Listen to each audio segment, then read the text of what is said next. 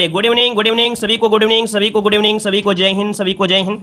दोस्तों आज मिल पा रही है आप सभी को आवाज मिल पा रही, तो एक बार सभी लोग यहाँ पर थम्स अप कर दीजिए, थोड़ा स्माइल कर दीजिए ताकि हमें पता चल पाए कि आप सभी तक हमारी आवाज पहुंच पा रही है। चलिए गुड इवनिंग सभी को, गुड इवनिंग। चलिए तो दोस्तों ये स्टार्ट करते हैं। 5 नंबर आपके देखिए 1 से लेके 5 तक जो दिए गए हैं, पद्यांश दिए गए हैं और ये 5 क्वेश्चन आपके इसी से आपको निकाले गए हैं, है ना। तो आप लोग कह सकते हैं कि पद्यांश में भारत की जनसंख्या कितनी बताई गई है, तो ये गद्यांश में दिया गया है, आसानी से आप लोग सोल्व कर पाएंगे। 5 नंबर गूगल पे, फोन पे डायरेक्ट आपके अकाउंट में शेयर कर दे रहे हैं, ठीक है ना। तो ये 5 नंबर सीधा आपके अकाउंट में चेक कर लीजिएगा, मतलब आप लोग जो सोल्व करोगे 5 नंबर ऐड कर लीजिएगा। अब यहाँ पर आइए, क्वेश्चन नंबर आपके यहाँ पर अगला पॉइंट दिया गया है। चलिए क्वेश्चन नंबर आपका आ गया 6 नंबर से, ठीक है। चलिए कह रहा है अशोक के फूल निबंध के रचयिता कौन है। चलिए क्वेश्चन नंबर आपका 6 दिया गया है कि अशोक के फूल निबंध के रचयिता यहाँ पर 6 नंबर में क्या हो जाएंगे। चलिए 6 नंबर में ऑप्शन क्या हो जाएगा, तो ऑप्शन हो जाएगा आपका ए नंबर हजारी प्रसाद द्विवेदी। दोस्तों क्या हो जाएगा, हजारी प्रसाद द्विवेदी, जिसका ऑप्शन आ रहा है बिल्कुल राइट हो जाएगा हजारी प्रसाद द्विवेदी। आगे बढ़ते हैं, क्वेश्चन दिया गया है यहाँ पर ये वर्तनी, इसको संक्षेप में करना है, इसको क्या करना है, समेट देना है और समेट कर बताना है कि ये क्या बन सकता है। तो चलिए दोस्तों यहाँ पर देखो दिया गया है बड़ी ई, और बड़ी ई के हिसाब से ये तो गलत हो गया और ये भी गलत हो गया। और आप लोग बताइए पंचाली होता है या पांचाली होता है, पांचाली। देखिए ऑप्शन इसका बनेगा बी नंबर राइट हो जाएगा। दोस्तों याद रखिए 7 का ऑप्शन बी बनेगा, पांचाली होता है। क्या होता है, पांचाली होता है, ऑप्शन बी बनेगा। मतलब आपको अगर करना है तो देखो बड़ी लिए हो गई, ये जो आपका हो गया है ना बड़ा चा हो गया, और ये जो आपका ये दिया गया इसमें से अंकबिंदी हो गई और ये बड़ा पा हो गया, बन गया ऑप्शन। आगे बढ़िए, क्वेश्चन दिया गया है किस शब्द में 2 उपसर्ग से अधिक उपसर्ग आपके हैं। चलिए बताइएगा किस शब्द में 2 से अधिक उपसर्ग आपके हैं। चलिए यहाँ पर जो आप देना है क्वेश्चन नंबर 8 नंबर में, और ऑप्शन आ रहा है बी नंबर। चलिए थोड़ा और देखिए, थोड़ा ध्यान दीजिए, है ना, थोड़ा और ध्यान दीजिएगा, ऐसा ना हो कि गलती कर दो आप लोग फिर जल्दीबाजी में कहो कि हमने ध्यान नहीं दिया है, तोड़ा नहीं है, तोड़ लीजिएगा। चलिए दोस्तों यहाँ पर देखा जाए 8 नंबर में ऑप्शन जो आपका ए नंबर हो जाएगा अव्यवस्था। ये जो अव्यवस्था है इसमें उपसर्ग देखिए क्या है, सबसे पहले यहाँ पर जो आपका निकलेगा वो क्या निकलेगा, आ उपसर्ग निकल कर आएगा। क्या निकलेगा, आ उपसर्ग आ जाएगा, ठीक है ना। इसके बाद यहाँ पर वी बनेगा क्योंकि व्यवस्था में वी शब्द आपको निकाला जाएगा। इसके बाद अ शब्द भी आपको निकल कर आ जाएगा, ठीक है ना, अ शब्द में निकल के आ जाएगा। इसके बाद जो स्था शब्द आपका बचा है यही आपका, अर्थात इसमें सबसे ज्यादा इसमें आपके हैं। आगे बढ़िए, क्वेश्चन दिया गया है हंस पद किस विराम चिन्ह के लिए और नाम से जाना जाता है। दोस्तों हंस पद किस विराम चिन्ह के एक और नाम से जानते हैं, तो यहाँ पर आंसर बनेगा ए नंबर त्रुटि विराम। जब क्या होता है कहीं गलती हो जाती है तो ऐसे यहाँ पर त्रुटि विराम का चिन्ह लगा देते हैं अर्थात हंस पद लगा देते हैं। ऑप्शन जो आपका आ रहा है ए नंबर आपका राइट हो जाएगा। आगे बढ़िए, क्वेश्चन दिया गया है सही विकल्प का आपको चुनना है, सही विकल्प क्या हो जाएगा। चलिए कह रहा आपसे 2 शब्द चयन में विशेष ध्यान देने से कविता भाव संप्रेषण में सहायक होती है। यहाँ पर बताइए क्या भर सकते हैं। दोस्तों याद रखिएगा अलंकारों के सार्थक प्रयोग, यहाँ पर भर दीजिए कि अलंकारों के सार्थक प्रयोग और शब्द चयन से विशेष ध्यान देने से कविता भाव संप्रेषण में सहायक होती है, अर्थात जिसका भी ऑप्शन आ रहा है बी नंबर राइट हो जाएगा। क्लियर है, आगे बढ़िएगा कि जिस समास का कोई पद प्रधान नहीं होता उसे क्या कहते हैं। जिस समास का कोई पद प्रधान ही नहीं होता है उसे क्या कहते हैं। दोस्तों यहाँ पर जवाब देना है।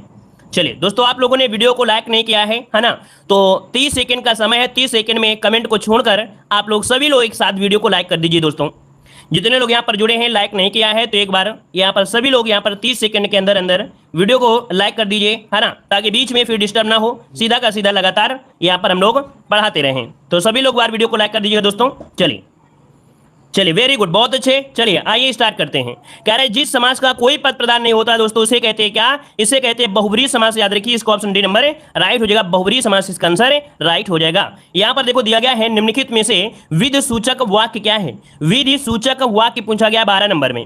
विधि सूचक यहाँ पर देखा जाए, कह रहा है मैंने 1 वर्ष तक उसकी प्रतीक्षा की, मुझे खेद है मित्र, एक क्षण के लिए वह हतप्रभ हो गया, अध्यापक को पढ़ाना चाहिए। देखिए यहाँ पर जो आंसर आपका डी नंबर है वो बिल्कुल राइट है कि अध्यापक को पढ़ाना चाहिए, बिल्कुल विधि के अनुसार सही है, ऐसा तो नहीं है उसको खेल करना चाहिए।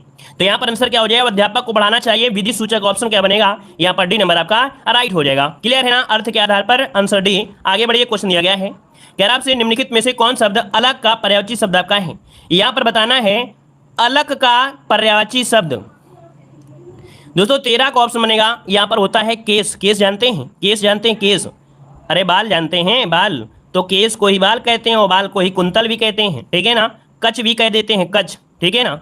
चिकुर भी कह देते हैं, चिकुर, चिकुर भी इसी के पर्यायवाची होते हैं, ठीक है। तो इतने ढेर सारे हो गए। और आगे बढ़िए, क्वेश्चन दिया गया है कह रहा आपसे कपटी मित्र के लिए सही मुहावरा। कपटी मित्र होता है दोस्तों क्या होता है, आस्तीन का सांप होता है। ऑप्शन क्या बनेगा? बी नंबर आपका राइट हो जाएगा। आगे बढ़ते हैं, क्वेश्चन दिया गया किस विकल्प में सही परिभाषिक शब्द आपका नहीं है।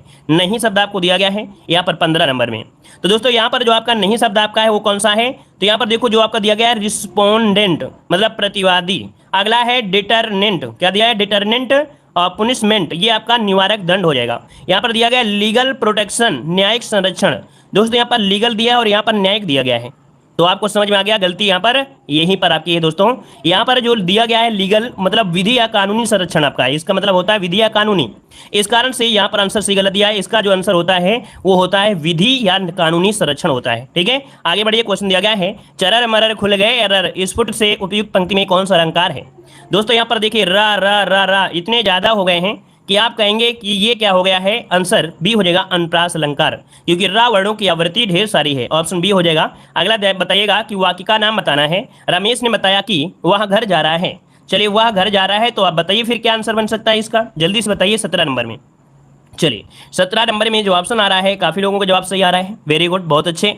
देखिए 17 नंबर में जो ऑप्शन है आपका बी हो जाएगा दोस्तों, याद रखिए बी नंबर इसका राइट हो जाएगा। मिश्रित वाक्य हो जाएगा, किस शब्द आपको दिया गया है? मिश्रित वाक्य आपका आंसर राइट हो जाएगा। चलिए आगे बढ़िए, क्वेश्चन भी दिया गया है, सही विकल्प आपको चुनना है। सही विकल्प इनमें से क्या हो जाएगा? चलिए सही विकल्प की बात करें तो आंसर इनमें से क्या हो जाएगा?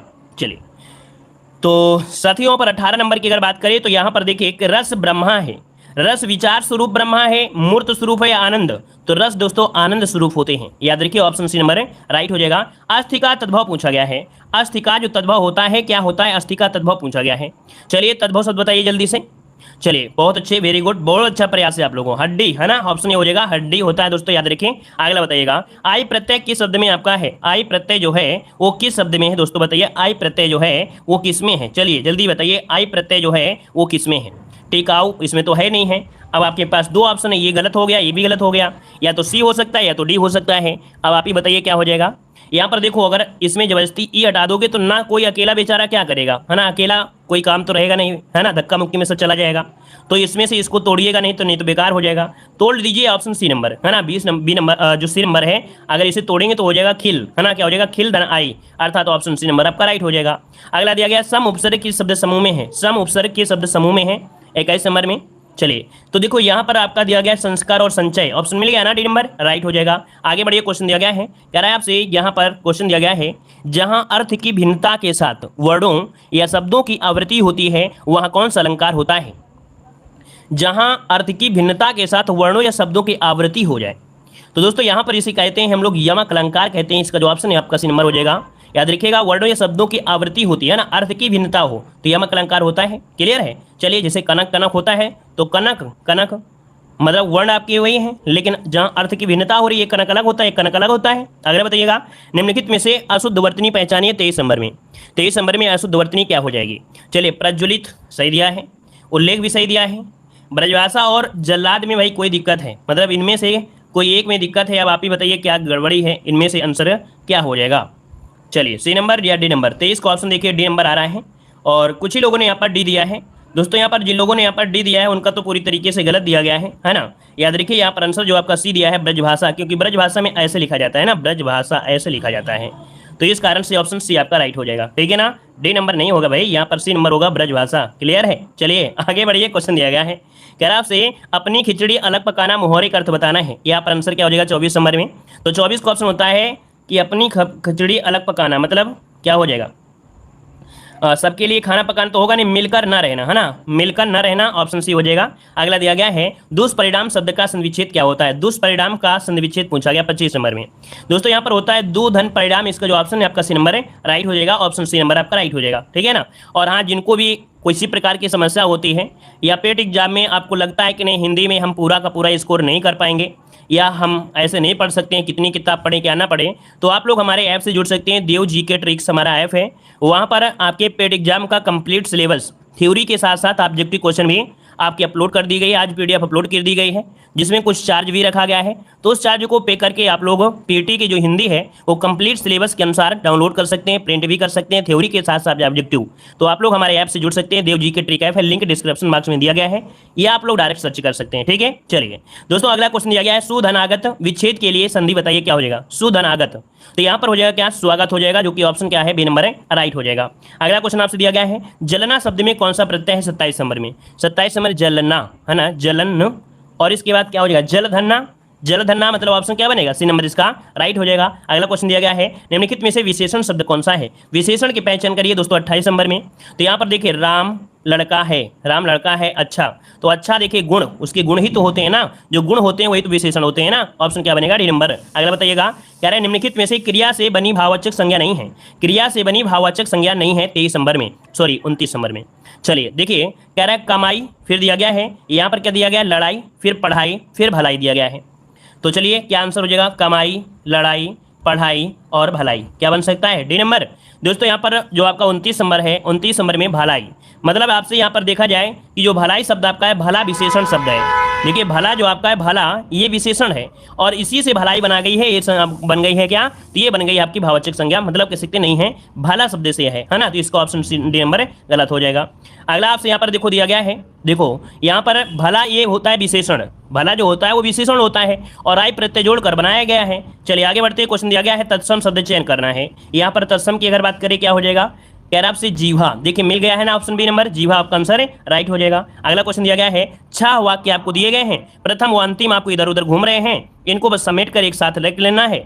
और ये क्वेश्चन आपको दिख नहीं रहा होगा है ना, ये क्वेश्चन आपको साफ साफ नजर नहीं आ रहा होगा, तो इस क्वेश्चन को देखिए हम आपको डायरेक्ट ऐसे दिखा दे रहे हैं, थोड़ा अब आपको दिख रहा होगा। आंसर बता देते हैं, आंसर नोट कर लीजिएगा, ठीक है। यहाँ पर आंसर बी नंबर है, इसका स्क्रीनशॉट ले लीजिए और मिलान कर लीजिएगा, ठीक है। आगे बढ़िए, कह रहा है वचनामृत में समास क्या है? वचनामृत में समास पूछा गया है 32 नंबर में, और 32 की अगर बात करें तो दोस्तों यहाँ पर होता है कर्मधारय समास। वचनामृत होता है वचन रूपी अमृत, अर्थात रूपी शब्द आपको हो गया, अर्थात यहाँ पर बी नंबर कर्मधारय समास राइट हो जाएगा, वचन रूपी। और जिस समास में रूपी शब्द लग जाए दोस्तों, वो दुनिया का कौन सा समास बनेगा, कर्मधारय ही बनेगा। अगला दिया गया है, स्वावलंबी व्यक्ति सदा सुखी रहते हैं। स्वावलंबी व्यक्ति जो होते हैं हमेशा या कह सकते हैं सदा सुखी रहते हैं। तो 33 का ऑप्शन जो बनेगा इनमें से हो जाएगा साधारण वाक्य है दोस्तों। यहाँ पर ऐसा बीच में कोई कंजंक्शन नहीं है, तो आप ये क्या कहेंगे, संयुक्त वाक्य होगा नहीं, यहाँ पर सी हो जाएगा, स्वावलंबी व्यक्ति सदा सुखी रहते हैं। कोई ऐसा बीच में नहीं है जिसका तोड़फोड़ किया हो, मतलब ऑप्शन यहाँ पर सी हो जाएगा। अगला बताइएगा, कह रहे विद्या धन उद्यम बिना, कहो जो पावे कौन, बिना डुलाए ना हिले, जो पंखा हो को पौन। यहाँ पर छंद पूछा गया है, क्या आंसर इसमें हो जाएगा 34 नंबर में। चलिए 34 नंबर में जो आंसर है आपका राइट क्या हो जाएगा, जल्दी से बताइए। ये तो एक प्रकार से देखा जाए दोहा है या सोरठा है, दोहा है या सोरठा है, नहीं मालूम है, मान लो नहीं मालूम है आपको, थोड़ी देर के लिए नहीं मालूम है तो मत लगा दीजिएगा, क्या दिक्कत है। यहाँ पर देखो विद्धि दिया single double single single single single single single double. चलिए 2 3 4 5 6 7 8 9 10 11, लेकिन यहाँ पर आपका देखिए उद्यम दिया गया है, विद्या धनम उद्यम बिना। चलिए अगर इससे नहीं आ रहा है तो नीचे वाले से ले लेते हैं। यहाँ पर देखो सिंगल डबल, फिर सिंगल, छोटा ओ की मात्रा में क्या होता है, सिंगल ही होता है, इसमें डबल, फिर इसमें डबल, फिर सिंगल, फिर डबल। 2 3 4 5 6 7 8 9 10 11 12 13। हाँ देखिए इसमें जो उद्यम दिया गया है, इसमें से आपके कहीं ना कहीं जब ऐसा शब्द होता है तो इसमें पहले वाला जो वर्ण होता है वो डबल हो जाता है, ये रूल के अकॉर्डिंग डबल हो जाता है, सिंगल नहीं होता है। तो यहाँ पर देखिए इसका पहला और तीसरे में 13 निकल के आ गई, जब 13 निकल के आ गई तो आपका दोहा हो जाएगा, क्लियर है। चलिए ऑप्शन हो जाए आपका यहाँ पर नंबर है राइट हो जाएगा, दोहा ही है। अगला क्वेश्चन दिया गया है, गहरा का विपरीत क्या होता है, गहरा का विपरीत। चलिए गहरा का विपरीत क्या हो जाएगा 35 नंबर में, तो दोस्तों गहरा का होता है क्या, उथला होता है, जो बी नंबर हो जाएगा उथला हो जाएगा। अगला दिया गया है, पेड़ से पत्ते गिरते हैं तो भाई कारक बताना है, और एक क्वेश्चन ऐसा ही मिलेगा है ना। तो पेड़ से पत्ते गिरते हैं आप लोग कहेंगे, ऑप्शन सी हो जाएगा अपादान कारक हो जाएगा, क्या अपादान कारक अर्थात जिसमें अपादान है, ऑप्शन सी नंबर राइट हो जाएगा। अगला उच्चारण के आधार पर व्यंजनों के कितने भेद होते हैं। चलिए उच्चारण के आधार पर व्यंजन के भेद पूछा गया है। 37 नंबर में जो ऑप्शन है आपका राइट क्या हो जाएगा, जल्दी से बताइएगा। चलिए 37 नंबर बताइएगा। तो दोस्तों याद रखिए उच्चारण के आधार पर 3 भेद होते हैं। यहाँ पर 3 भेद में जैसे आपका स्पर्श व्यंजन, अंतास्थ व्यंजन, फिर आपका उस व्यंजन, क्या स्पर्श व्यंजन, अंतास्थ व्यंजन, फिर उस व्यंजन, आपका हो जाएगा सी नंबर। अगला है प्रधानमंत्री में कौन सा लिंग होता है। चलिए 38 नंबर ऑप्शन लॉक करना है, आपका जवाब इनमें से क्या हो जाएगा 38 नंबर में। चलिए 38 नंबर में तो दोस्तों यहाँ पर हो जाएगा उभय लिंग, यहाँ पर आंसर क्या हो जाएगा सी नंबर। हाँ याद रखिएगा हिंदी में तो लिंग 2 ही होते हैं, लेकिन यहाँ पर संस्कृत में लिंग आपके अलग होते हैं। तो यहाँ पर कह सकते हैं कि जो आपका ऑप्शन होगा सी नंबर, क्योंकि इसका प्रयोग हम लोग इसमें आपके स्त्रीलिंग में पुल्लिंग में दोनों में कर सकते हैं। चलिए आगे बढ़ते हैं। हाँ अगर क्वेश्चन पूछे कि लिंग कितने होते हैं तो हिंदी में आपको 2 ही बताना है, लेकिन ऐसा क्वेश्चन आए तो आपको सीधा आंसर सी नंबर लगा देना है। चलिए आगे बढ़ते हैं। क्वेश्चन दिया गया है शब्द युग्म के प्रकार बताइएगा। चलिए यहाँ पर 39 नंबर जो आपका दिया है, यहाँ पर आंसर क्या हो जाएगा 39 में ऑप्शन हो जाएगा, यहाँ पर शब्द युग्म के प्रकार पूछा गया है। तो आपके देखिए 2 होते हैं, यहाँ पर 2 होते हैं। एक तो होता है आवृत्ति मूलक, है ना, आवृत्ति मूलक मतलब होता है जिसे पुनः पुनः, और एक होता है भिन्नार्थक, मतलब आदि और आदि। जैसे आपका होता है आदि और एक होता है आदि, है ना, आदि। एक होता है पुनः पुनः, तो इसका मतलब आपके दो आपके हो गए। आगे बढ़िए, क्वेश्चन दिया गया है, कह रहा है काला घोड़ा जीत गया, वाक्य में विशेषण बताइएगा। काला घोड़ा जीत गया, वाक्य में विशेषण आपको बताना है। तो दोस्तों यहाँ पर काला शब्द आपको दिया गया है, क्या है, विशेषण है। आपका जवाब इनमें से जो बनेगा वो आपका ये नंबर राइट हो जाएगा। क्लियर है। आगे बढ़िए, क्वेश्चन आपसे दिया गया है, कह रहा है आपसे यहाँ पर वाक्यांशों में से एक खंड आपको बताना है। यहाँ पर दिया गया है, कह रहा है त्रुटि है। देखो त्रुटि है, तो त्रुटि बताइए कहाँ पर है। कह रहा है राम ने अपनी गलती के लिए क्षमा की भीख मांगी, क्षमा की भीख मांगी। तो यहाँ पर गलती मिल चुकी है भाई, क्षमा की भीख मांगी। यहाँ पर देखो ये गलती एक में है, क्षमा मांग ली, इतनी अच्छी बात है। भीख मांगना और क्षमा मांगना दोनों एक साथ थोड़ा यूज करेंगे। गलती आपकी मिल गई, आगे बढ़िएगा। पहाड़ के ऊपर एक मंदिर है, पहाड़ के ऊपर एक मंदिर है। और ऐसा क्वेश्चन अभी आपको पूछा गया था, है ना। देखिए 42 नंबर में क्या सही किया जाए। चलिए, पहाड़ पर एक मंदिर है दोस्तों, क्या होता है, पहाड़ पर, क्या ऊपर नहीं करेंगे क्योंकि पहाड़ तो ऊपर ही होगा ना, पहाड़ के अंदर थोड़ा होगा मंदिर।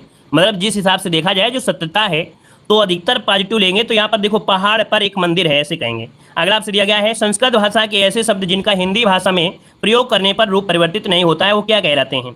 तो दोस्तों यहाँ पर देखा जाए 43 नंबर में जो ऑप्शन है वो आपका हो जाएगा तत्सम शब्द, क्योंकि ये शुद्ध शब्द संस्कृत के होते हैं, परिवर्तन होते नहीं, इन्हें तत्सम शब्द कहते हैं। बहन जो आपका है कैसी संज्ञा है, बहन जो संज्ञा है कैसी है दोस्तों, यहाँ पर देखिए बहन, भाई बहन, है ना, ये आपका जातिवाचक संज्ञा होता है। डी नंबर राइट हो जाएगा, डी नंबर। आगे बढ़िएगा कि ठंडा गर्म किस समास का उदाहरण है। ठंडा गर्म, ठंडा गर्म, मतलब यहाँ पर देखिए आपका ये डैश भी लगा है और विलोम शब्द भी आपके हैं, कहीं ना कहीं विलोम आपकी स्पष्ट कर रहा है, द्वंद्व समास में होता है। आपका जवाब हो जाएगा नंबर द्वंद्व समास हो जाएगा। अगला दिया गया है, माली आवत देख के कलियन करी पुकारे, फूले फूले चुन लिए काली हमारी बार।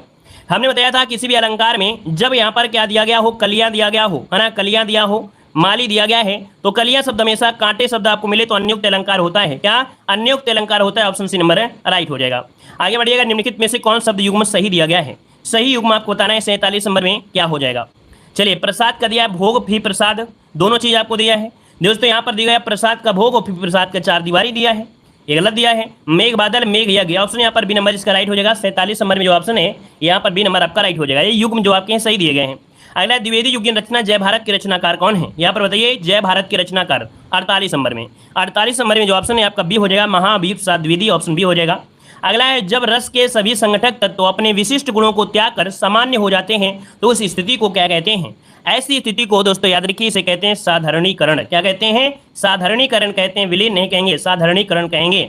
जब रस के सभी संगठक तत्व अपने विशिष्ट गुणों को त्याग कर सामान्य हो जाते हैं तो ये साधारण हो जाते हैं। अगला दिया गया है, संकटों से भरे रास्ते को चुनने वाला के लिए शब्द क्या है। संकटों से भरे रास्ते को चुनने वाले को क्या कहते हैं दोस्तों। यहाँ पर आंसर जो बनेगा वो सी हो जाएगा, कामरूप। क्या होता है, कामरूप होता है। यहाँ पर जो आंसर है वो आपका राइट आंसर में से क्या हो जाएगा, ए नंबर है राइट हो जाएगा। 48 में भाई कोई दूसरा का दिया गया, सॉरी, यहाँ पर ये नंबर होगा भाई द्विवेदी युग जय भारत दिया गया है, हमने द्विवेदी को ध्यान नहीं दिया।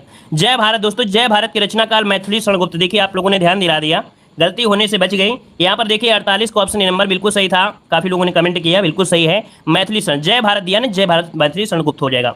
अगला यहाँ पर देखो दिया गया, अगला क्वेश्चन दिया है, संकट से भरे रास्ते को चुनने वाले के लिए कहा जाता है दोस्तों, याद रखिएगा कामरूप कहते हैं। इसका ऑप्शन हो आपका सी नंबर। चलिए आगे बढ़ते हैं, क्वेश्चन आपसे अगला पूछा गया है। यहाँ पर देखो अगला क्वेश्चन दिया गया है। चलिए यहाँ पर देखिए अगला क्वेश्चन आपके सामने आ गया है, उसको हम लोग सॉल्व करते हैं। चलिए देखो अब आपके सामने आ गया है, आपसे हिंदी पद्य साहित्य क्या दिया है, हिंदी पद्य साहित्य पर आधारित बहुविकल्पी प्रश्न, इन्हें आपको सॉल्व करना है।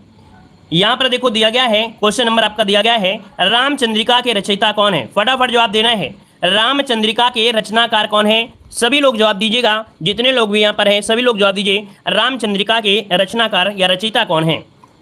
चलिए क्वेश्चन बहुत पूछा जाता है, तो दोस्तों यहाँ पर आंसर क्या हो जाएगा, यहाँ पर केशवदास ऑप्शन बनेगा, यहाँ पर बी नंबर हो जाएगा केशवदास, जिसका जवाब है बिल्कुल राइट हो जाएगा।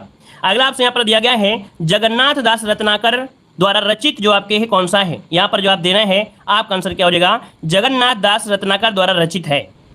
2 नंबर में जो ऑप्शन है आपका हो जाएगा बी नंबर है उद्धव शतक। क्या हो जाएगा, उद्धव शतक, ऑप्शन बी नंबर है राइट हो जाएगा। अगला क्वेश्चन आपसे दिया गया है कि गंगा अवतरण की रचना करने वाले कवि हैं।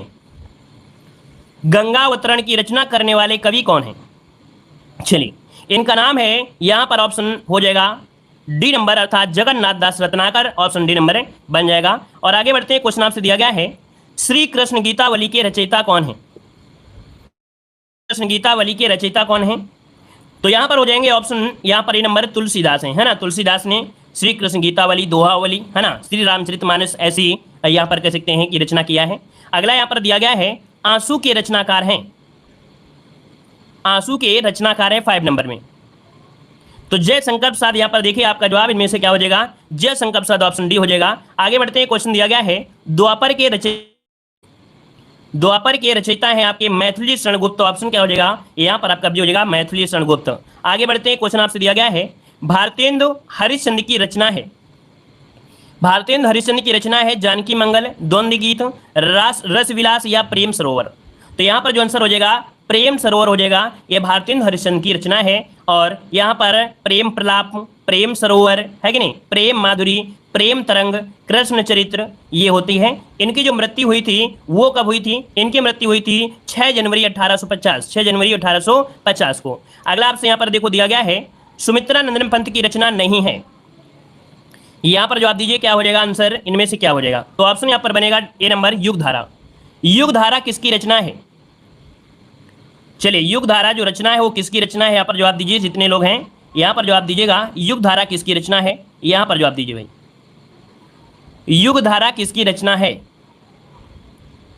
चलिए युगवीणा, युगधारा, युगधारा बताना है आपको, नागार्जुन की है, किसकी है, नागार्जुन की है, याद रखिए। यहाँ पर दिया गया था पंत जी की रचना में युगांत है, लोकायतन है, वीणा है, लेकिन युगधारा जो है ये किसकी है, तो युगधारा है आपके नागार्जुन की है। आगे बढ़िए, अगला पॉइंट आपसे दिया गया है कि भारतेंदु हरिश्चंद्र की रचना है 9 को। अगला आपसे दिया गया है कौन अष्टछाप कवि नहीं है, कौन अष्टछाप कवि नहीं है, अष्टछाप कवियों को बताना है। यहाँ पर परमानंद दास, नंददास, नावादास, चतुर्बुद्ध दास 10 नंबर में। तो यहाँ पर देखिए आपका जो आंसर बनेगा ये नंबर, जो परमानंद दास हैं ये आपके अष्टछाप कवि नहीं है दोस्तों, याद रखिए अष्टछाप के कवियों में परमानंद का स्थान नहीं आता है। अगला आपसे यहाँ पर दिया गया है रीतकाल, देखिए आपको दिया गया है रीतकाल के किस कवि ने वीर रस की रचना किया है। तो यहाँ पर याद रखिए जो आपके भूषण है इन्होंने रीतकाल में वीर रस की रचना किया है, ऑप्शन यहाँ पर क्या हो जाएगा, यहाँ पर बी नंबर भूषण हो जाएगा। आगे बढ़िए, क्वेश्चन दिया गया है जयसी का पद्मावत किस भाषा में लिखा गया है, जयसी का पद्मावत किस भाषा में लिया गया है, जो कि एक महाकाव्य है ना, और इसके रचनाकार मलिक मोहम्मद जयसी हैं, और ये अवधी भाषा में लिखा गया है। आपका जवाब हो जाएगा ये नंबर अवधी भाषा, इसका आंसर राइट हो जाएगा, ठीक है। और इसके बाद आगे बढ़ते हैं, क्वेश्चन दिया गया है तार सप्तक के संपादक हैं, तार सप्तक के संपादक पूछा गया है, तो अज्ञेय जी हैं, याद रखिए यहाँ पर जो आंसर है वो आपका हो जाएगा सी नंबर अज्ञेय हो जाएगा। आगे बढ़िए, अगला दिया गया है कामायनी महाकाव्य के रचयिता हैं, कामायनी महाकाव्य के रचयिता हैं। चलिए जयशंकर प्रसाद बिल्कुल सही है, यहाँ पर ये कामायनी हिंदी भाषा का एक महाकाव्य है, कामायनी हिंदी भाषा का एक महाकाव्य है, इसके रचयिता कौन है, जयशंकर प्रसाद हैं। ऑप्शन क्या हो जाएगा आपका, सी नंबर हो जाएगा। अगला दिया गया है अनामिका के रचयिता हैं, बताइए अनामिका के रचयिता कौन है। चलिए अनामिका के रचयिता कौन है, तो यहाँ पर देखिए आपका जवाब क्या हो जाएगा, निराला हो जाएगा, निराला, जो कि ऑप्शन यहाँ पर सी नंबर दिया गया है, निराला आंसर आपका हो जाएगा। और आगे बढ़ते हैं, क्वेश्चन आपसे अगला दिया गया है, यहाँ पर आपसे कह रहे हैं निम्नलिखित में से प्रयोगवादी कवि कौन है, प्रयोगवादी कवि कौन आपके हैं, तो यहाँ पर अज्ञेय जी हो जाएंगे जिन्होंने तार सप्तक प्रारंभ किया था, तो आपका जवाब हो जाएगा अज्ञेय, ऑप्शन डी हो जाएगा। आगे बढ़िए, क्वेश्चन आपसे अगला पूछा गया है, दिया गया है प्रजा हितैषी समाचार पत्र निकालने वाले हिंदी सेवी कौन थे, जिन्होंने प्रजा हितैषी निकाला था। इसके संपादक जो आपके हैं याद रखिए राजा लक्ष्मण सिंह है, कौन है, राजा लक्ष्मण सिंह, जिन्हें हम लोग शिव प्रसाद सितारे हिंद के नाम से जानते हैं। तो यहाँ पर आंसर जो आपका, सॉरी शिव प्रसाद सितारे हिंद अलग हो जाएंगे, यहाँ पर राजा लक्ष्मण सिंह ही होंगे, ठीक है, शिव प्रसाद सितारे हिंद अलग हैं, यहाँ पर राजा लक्ष्मण सिंह होगा, आपका सी नंबर हो जाएगा, मतलब यहाँ पर गा जो आपका दिया है राजा लक्ष्मण सिंह बनेगा, ठीक है। चलिए यहाँ पर देखो दिया गया है, अगला क्वेश्चन है रीतबद्ध काव्य के कवि कौन है, रीतबद्ध काव्य के कवि कौन है, यहाँ पर देखिए क्या जवाब हो जाएगा 18 नंबर में। तो यहाँ पर याद रखिए भिखारी दास, जो आपके भिखारी दास हैं ये रीतबद्ध काव्य के कवि हैं, ऑप्शन सी हो जाएगा। अगला आपसे यहाँ पर दिया गया है अखरावट के रचनाकार कौन है, अखरावट के रचनाकार कौन है, अखरावट के रचनाकार 19 नंबर में। यहाँ पर 19 नंबर में जो ऑप्शन है यहाँ पर बनेगा ए नंबर मलिक मोहम्मद जायसी, क्या हो जाएंगे, मलिक मोहम्मद जायसी। अगला क्वेश्चन दिया गया है, यहाँ पर दिया गया है जनवादी कविता की वृहत्त्रयी में आते हैं, जनवादी कविता की वृहत्त्रयी में आते हैं, इसमें से जो आपके आते हैं याद रखिएगा नागार्जुन, त्रिलोचन शास्त्री, केदारनाथ अग्रवाल, अर्थात ऑप्शन जो हो जाएगा वो आपका सी नंबर राइट हो जाएगा। अगला आपसे यहाँ पर क्वेश्चन दिया गया है भक्तिकाल की रचना है, तो भक्तिकाल की रचना आपके देख सकते हैं विनय पत्रिका है, किसकी है, तो तुलसीदास की रचना है ना, तुलसीदास की है विनय पत्रिका, तुलसीदास। गीतावली, कवितावली, विनय पत्रिका, दोहावली, है ना, कृष्ण गीतावली, पार्वती जानकी मंगल, है ना, बरवे रामायण, ये सभी है, रामलला लहचू, ये ढेर सारी तो आपकी हैं तुलसीदास की, रामचरितमानस। अगला बताइए, क्वेश्चन आपसे दिया गया है, खुमाण रासों के रचनाकार कौन है? खुमाण रासों के रचनाकार बताना है, खुमाण रासों के रचनाकार। देखिए 22 नंबर में जो ऑप्शन बनेगा क्या हो जाएगा, चलिए सभी लोग जवाब दीजिए भाई। यहाँ पर याद रखिएगा आपका वो जवाब हो जाएगा दलपत विजय। कौन होंगे? दलपत विजय ऑप्शन यहाँ पर बनेगा, बी नंबर राइट हो जाएगा, दलपत विजय इसका आंसर राइट हो जाएगा। और ये जो आपका है 5000 छंदों का विशाल काव्य ग्रंथ है, ये जो खुमाण रासो है ये 5000 छंदों का एक विशाल काव्य संग्रह है। अगला आपसे यहाँ पर देखो दिया गया है, मैथिली शरणगुप्त की रचना है, मैथिली शरणगुप्त की रचना बताइए। चलिए अभी आपने पढ़ा कि भारत भारती है ना, ऑप्शन क्या हो जाएगा यहाँ पर याद रखिएगा, भारत भारती जो ऑप्शन सी नंबर दिया गया है राइट हो जाएगा। इनकी और भी रचनाएं हैं, जैसे जयद्रथ वध हो गया, साकेत जो कि बहुत पूछा जाता है, साकेत किसकी रचना है? तो आपकी मैथिली शरणगुप्त की है ना। यशोधरा भी आपसे पूछा जाता है, यशोधरा किसकी है? यशोधरा भी इन्हीं की है, ठीक है। नहुस एक नाटक भी है, नहुस, तो नहुस इन्हीं के द्वारा लिखा गया एक नाटक भी है। जय भारत इन्हीं का है, ठीक है। और आगे बढ़िए, क्वेश्चन दिया गया है, अष्टछाप के कवि नहीं है, यहाँ पर बताइए अष्टछाप के कवि। देखिए अष्टछाप के कवि में आपको देखो यहाँ पर दिया गया है भिखारी दास, अर्थात भिखारी दास नहीं आते हैं, तो आते कौन कौन हैं? 8 आपके जो कवि हो कौन है? तो याद रखिए, एक तो हो जाते हैं कुंभन दास, सूरदास, परमानंद दास, चतुर्बुद्धास, गोविंद स्वामी, छीत स्वामी, नंददास, कृष्णदास, है ना। मतलब यहाँ पर जो आंसर है वो आपका भिखारी दास आपके नहीं होंगे। और आगे बढ़ते हैं, क्वेश्चन आपसे दिया है, प्रयोगवादी कवि हैं, प्रयोगवादी कवि गिरजा कुमार माथुर हैं। कौन है? गिरजा कुमार माथुर यहाँ पर हो जाएंगे, गिरजा कुमार माथुर हो जाएंगे। आगे बताइए, क्वेश्चन आपसे दिया गया है, छायावाद के प्रमुख कवि। चलिए बताइए, छायावाद के कवि में आपके जो है मुख्य रूप से उनमें से कौन है? तो ऑप्शन क्या हो जाएगा आपका? बी नंबर याद रखिएगा, जयशंकर प्रसाद। अब याद रखिए, जयशंकर प्रसाद, सूर्यकांत त्रिपाठी निराला, सुमित्रा नंदन पंत, महादेव वर्मा, पंडित माखनलाल चतुर्वेदी, है ना। ये जो आपके कवि हैं इनमें से आपसे पूछ लेता है, जयशंकर प्रसाद, सूर्यकांत त्रिपाठी निराला, सुमित्रा नंदन पंत, महादेव वर्मा, पंडित माखनलाल चतुर्वेदी, ठीक है। चलिए, लेकिन यहाँ पर माखनलाल चतुर्वेदी भी आपको दिया गया है, तो ये यहाँ पर गड़बड़ी हो जाएगा क्या? चलिए, यहाँ पर जयशंकर प्रसाद भी पंडित माखनलाल चतुर्वेदी इस काव्य में प्रतिनिधि कवि माने जाते हैं। ये बताइए, यहाँ पर जो आपका दिया गया है माखनलाल चतुर्वेदी, ये किस युग के हैं? माखनलाल चतुर्वेदी किस युग के कवि हैं? चलिए, छायावाद की हस्तियों में से हैं। ये तो भाई छायावादी में इसका मतलब है कि यहाँ पर देखिए आपके जयशंकर प्रसाद भी हैं और माखनलाल चतुर्वेदी हैं। इसका जो जवाब बनेगा वो खा हो जाएगा, और आपका घा, अर्थात जयशंकर प्रसाद भी हैं और माखनलाल चतुर्वेदी भी हैं, यहाँ पर आपके हैं, दोनों याद रखिएगा, ठीक है। तो यहाँ पर सुधार कर लीजिएगा, यहाँ पर ये भी हैं और आपके ये भी हो जाएंगे। अगला बताइए, क्वेश्चन दिया गया है, साकेत के रचनाकार कौन है? साकेत के रचनाकार कौन है? मैथिली शरणगुप्त हो जाएंगे, मैथिली शरणगुप्त। यहाँ पर देखिए ऑप्शन सी हो जाएगा। अगला क्वेश्चन आपसे दिया गया है, छायावादोत्तर काल का समय माना जाता है, छायावादोत्तर काल का समय जो माना जाता है वो क्या माना जाता है? तो यहाँ पर जो आंसर बनेगा क्या हो जाएगा? छायावादोत्तर काल का समय। चलिए, यहाँ पर जो आंसर बनेगा इनमें से क्या हो जाएगा? छायावादोत्तर युग आपसे पूछा गया है। चलिए, छायावाद अगर होता तो हम लोग 1918 से 36 बताते, तो लगभग यहाँ पर हिसाब से देखा जाए तो छायावादोत्तर युग जो आपका है यहाँ पर लगभग आपका कौन सा बनेगा? यहाँ पर देखिए खा वाला, जो आपका 1953 से है। चलिए आगे बढ़िए, क्वेश्चन आपसे अगला पूछा गया है, संसद से सड़क तक रचना है किसकी है? संसद से सड़क तक रचना तो आपकी धूमिल की हो जाएगी, धूमिल, है ना, कवि धूमिल। अगला क्वेश्चन आपसे यहाँ पर दिया गया है, छायावादी काव्य की वृहत्रयी में नहीं है, छायावाद में आपके नहीं आते हैं यहाँ पर 30 नंबर में। तो देखिए आपका जवाब हो जाएगा महादेव वर्मा, ठीक है, महादेव वर्मा इसमें से नहीं है। अदर जयशंकर प्रसाद, सूर्यकांत त्रिपाठी निराला, सुमित्रा नंदन पंत ये आपकी इसमें है। और अगला आपसे दिया गया है कि किस कवि को राष्ट्र कवि का सम्मान प्राप्त हुआ है?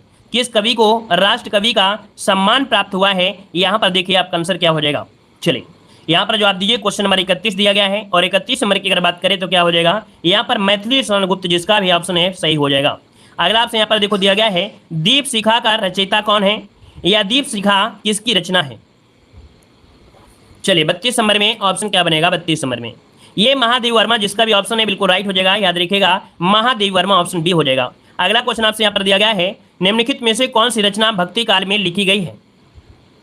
भक्ति काल में लिखी गई है आपकी कौन सी रचना है? तो देखिए आपका जवाब हो जाएगा सूरसागर। सूरसागर किसने लिखा है? तो आपके सूरदास ने लिखा है। किसने लिखा है? तो आपके सूरदास ने लिखा है। सूरसागर, सूरसारावली, साहित्य लहरी, ये सूरदास की प्रमुख रचनाएं हैं। क्या है? सूरसागर, सुरसारावली, साहित्य लहरी। आगे बढ़िए, क्वेश्चन आपसे दिया गया है वीर गाथा काल के कवि कौन है? वीर गाथा काल के कवि जो आपसे पूछा गया, इनमें से क्या हो जाएंगे?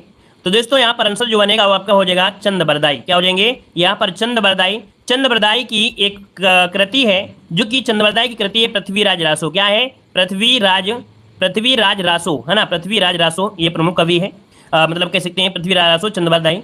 वहीं पर नरपति नाल है विसलदेव रासो, है ना।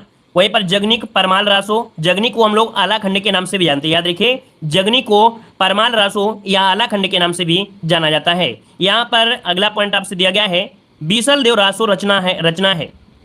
विसलदेव रासो जो रचना है किसकी है? तो यहाँ पर देख सकते हैं विसलदेव रासो नरपति नाल है ना। विसलदेव रासो की जो रचना है वो नरपति नाल है, नरपति नाल हो जाएगा। और नरपति की उपाधि रही है अर्थात नाल है, उनका नाम भी हो सकता है। यहाँ पर जो आंसर है वो आपका क्या हो जाएगा? ए हो जाएगा। आगे बढ़ते हैं, क्वेश्चन दिया गया है निम्नलिखित में से कौन ज्ञानश्री शाखा का कवि नहीं है? ज्ञानश्री शाखा का कवि नहीं है 36 नंबर में। देखिए 36 नंबर की अगर बात करें तो ऑप्शन यहाँ पर क्या हो जाएगा? यहाँ पर गोस्वामी तुलसीदास, ये आपके भक्ति काल से जुड़े हुए हैं। ऑप्शन क्या हो जाएगा आपका? ए नंबर राइट हो जाएगा। अगला क्वेश्चन दिया गया है प्रिय प्रवास के रचनाकार कौन है? प्रिय प्रवास के रचनाकार पूछा गया है। तो यहाँ पर देखिए 37 नंबर में ऑप्शन क्या हो जाएगा? 37 नंबर में ऑप्शन जो हो जाएगा अयोध्या सिंह उपाध्याय हरियौद हो जाएगा। क्या हो जाएगा? अयोध्या सिंह उपाध्याय हरियौद, ये प्रिय प्रवास के रचनाकार हैं। याद रखिएगा जब इसका कभी नाम लिखिए, है ना, जब कभी भी अयोध्या सिंह उपाध्याय लिखिए तो उसके आगे हरियौद लिखा होता है। तो ये जो हरियौद लिखा है, या देखिए हरियौद, ये इनका उपनाम है। क्या है? उपनाम है। और कोई भी जब उपनाम होता है उसको याद रखिएगा सिंगल इन्वर्टेड कामा से लिखा जाता है। किससे? सिंगल इन्वर्टेड कामा से किसी का भी नाम अगर मिल जाए, अगर इस प्रकार से लिखना है उपनाम, तो हमेशा आपको सिंगल इन्वर्टेड कामा ही आपको लगाना है, ठीक है ना। चलिए अगला दिया गया है कि छायावाद की प्रमुख विशेषताएं हैं। छायावाद की प्रमुख विशेषताएं इनमें से कौन कौन सी हैं? तो यहाँ पर देखिए छायावाद में प्रकृति का मानवीकरण किया गया है, प्रकृति के बारे में बताया गया है। आंसर क्या हो जाएगा? ए नंबर हो जाएगा, प्रकृति की मानवीकरण। अगला है सुमित्रानंद पंत की रचना कौन सी है? यहाँ पर बताइएगा सुमित्रानंद पंत की रचना कौन है? चलिए सुमित्रानंद पंत की रचना की अगर बात करें तो यहाँ पर देखिए पल्लव। क्या हो जाएगा? पल्लव, जो कि ऑप्शन क्या है यहाँ पर? सी हो बी हो जाएगा, बी पल्लव हो जाएगा। इनकी और भी आपकी रचनाएं हैं जैसे वीणा, है ना, वीणा, पल्लव, गुंजन, युगांत, युगवाणी, है ना।